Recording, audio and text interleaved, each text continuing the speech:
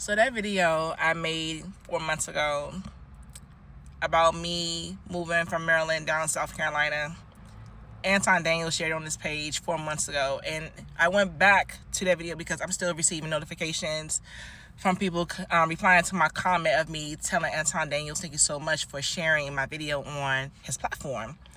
That video is almost at 1 million views. That's one. Two, I am very thankful to God that he used my voice. I had no idea that video was going to blow up as big it was going to get, or whatever, that makes sense. But I'm thankful to God that he trusted me with my voice to share the things that I need to share and to push it out there to encourage many other parents. There was a few comments I saw on it, and I actually respond back to a few. There was one in particular that really stood out to me. Was this mom, she said to me that I was right about Prince George's County schools and how bad it is. And she said she just moved her daughter to Howard County schools in Maryland, and how she was saying where her daughter is now in the 5th grade is kind of too late. And my heart broke for her. It really did. It really does upset me how the leadership in Prince George's County, they don't care about kids. They don't care about kids, bro. And the way how the system is set up for these teachers to blame parents for where their kids are in the education is very unfair. Now, to be clear, I understand there are a lot of lazy parents out there that don't read to their kids, that don't do nothing with their kids. They just don't. They don't do nothing besides drop them kids off, go home, and that's just it. But there are parents like myself. When I used to live in Maryland, I put my daughter through tutoring. She was in tutoring ever since she was in preschool. From preschool all the way up into the 3rd grade. And then by the time she was in 3rd grade, we was in Maryland for I can't say for almost a year, for almost half that year. And then that October, we moved, right? But even with my daughter going to tutoring, my baby was still behind in her reading. I'm just being real. And mind you, I had the flashcards. I did everything with my daughter at home. And I have mentioned to you guys how my daughter has also shown signs of having dyslexia, right?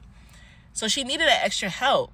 But the thing is, the way how these classrooms are set up with these teachers, one teacher is not able to cater to close to 40 students in the classroom.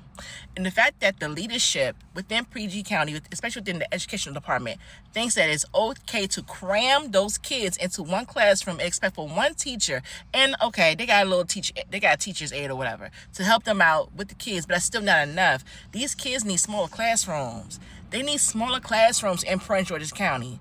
I'm gonna say one more time. They need smaller classrooms. They need more resources.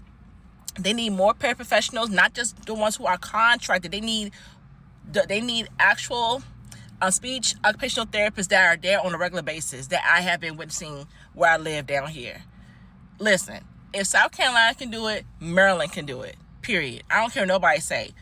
If they can do it here, and mind you, I was told that South Carolina don't even give that much money into the school system. However, I am watching my kids progress way better down here than I did in Maryland.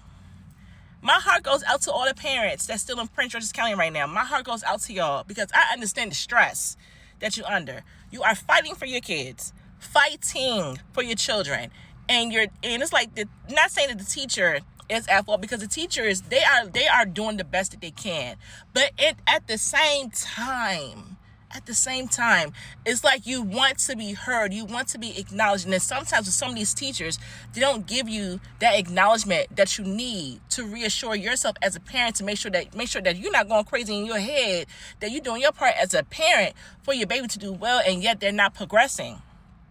So at some point, parents, you all up there in Prince George's County, if I knew what I know now and still live in Maryland, I swear I'll be in that superintendent's face every day. I swear I would be. Because the way how this leadership got this whole system set up, it is wrong. It is completely wrong. It's out of order, out of pocket. And I hate how how these kids are being punished for it, or I don't want to use the word punish, but dealing with the consequences of the actions of the leadership within the education department in Prince George's County. And then on top of that, the parents, the stress. I know for me, I was really stressed out living in Maryland. I was stressed, okay? So my heart goes out to you guys. And my prayer is that you guys will fight and continue to advocate for your kids. And if the leadership in Maryland, especially in Prince George's County, if they're not going to hear you out or listen to you, y'all need to vote them Negroes out. You need to vote them out, okay? You need to vote them out and vote for the people who will do good and actually do real work for your babies, because your kids deserve good quality education. They deserve it. And let's say, look, they don't want to do none of that at all. People keep voting blue no matter who in Prince George's County. Man, I'll homeschool. If you're able to stay home or have like a work from home job or something, man, keep your kids home and homeschool them, because the way how Prince George's County are literally indoctrinating children versus educating them, it's very problematic, and it's very, very, very dangerous. It is good to get that check now before it's too late for them. So I'm glad that my video is encouraging people that I shared 4 months ago, but at the same time, my heart does grieve for the parents who are still living in Prince George's County and they still have to deal with that foolishness. I hate that for y'all. And like I said, I am praying for you guys, and that is it. That's all I have to say. So I hope my words encourage you, and that's pretty much it. All right, I love you guys. The Lord loves you all so much more, and I will talk to you later. Bye.